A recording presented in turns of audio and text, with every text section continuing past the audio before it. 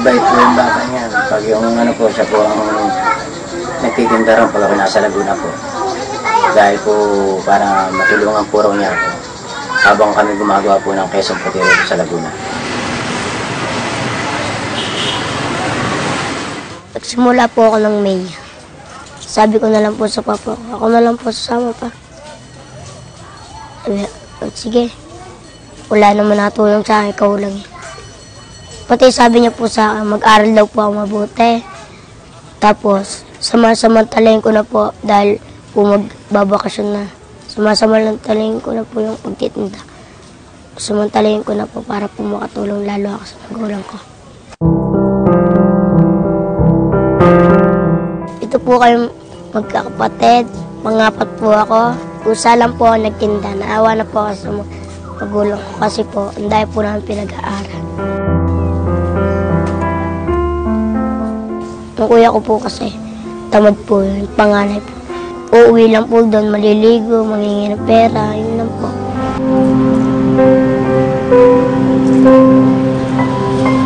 Quezon Puti pa, ma'am. Quezon Puti po.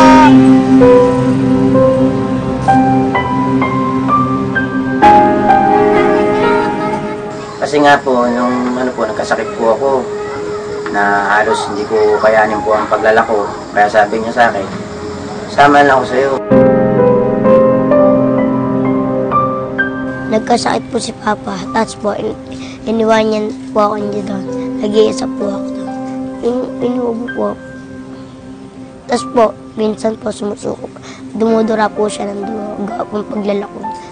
Naawa po ako kay Papa, kasi po dumudura na po ng dugo. Nung last week po, umuwi po ako. Kasi po, 2 araw po ako naglako. Nagtinda po ako sa bahay-bahay po.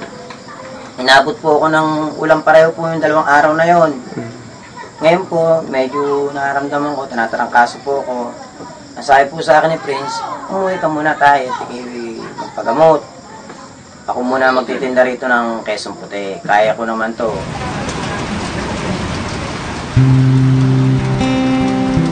Ma'am, Quezon Puti, ma'am. Bili ka naman. Quezon Puti po. Ang mahirap po, yung init po. Parang hindi ka mapagninom masyado kasi wala masyado. Mas pag ano po, pag naulan po, parang wala masyadong nabili.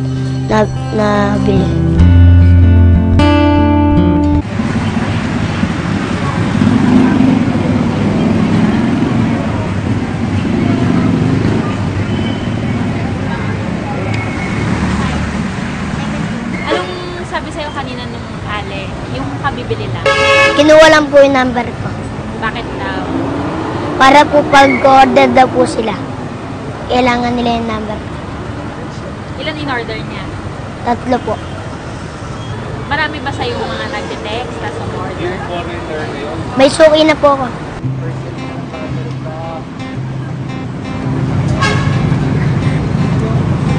Si Prince, masipag yan, saka ayun, titinda ng Quezon Puti hanggang gabi. Kumbaga, nauna pa siya sa akin nandito, papasok kay Levi, nauna pa siya hanggang gabi. Kumbaga, mahabang oras niya rito pagtitinda. Yun, pagka tapos niya sa pagtitinda, isa kumakain-kain din siya sa loob. Libre yun, walang bayad. Libre pa, wala pong bayad. Sino pong nag-libre sa kanya? Manager niya may ari? Yung manager po, minsan sila Sally, sila Mambet, binibigay siya ng pagkain. Bakit po niyo siya tinutulungan? Yun nga, nakikita namin na siya, masipag, tapos mabait. Okay naman siya, hindi naman siya yung pag-alagalang bata. Siya, madiskarte. Kamusta po si Prince? Si Prince po, mabait na bata, matulungin sa magulang, masipag. Prince, sana mag-aaral ka mabuti. Tulungan mo ang papa mo dyan. Mama mo. Kuya anak ng Santa Cruz, magalang at pa. Quezon Puti, masarap. Pala na. Dinadagdagan ko po. Pero pag yung, pag kaya lang po, pag yung katulad niyan, may okasyon po. Pero pag yung regular na araw lang po, sasabihin ko sa kanya, Kaya natin muna talaga, unahin natin muna yung ating hanap buhay. Tsaka sa mga kapatid mo.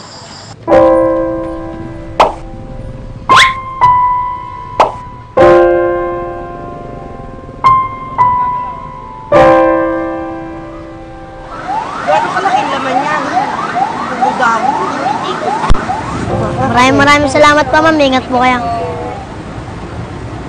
Bakit 100 na lang? Kasi po, okay lang po. Para po mabilis maubos. Hindi ka naman lugi. Hindi po. Meron naman po kami sariling gawa dyan. Yung binibigay po namin ng 100.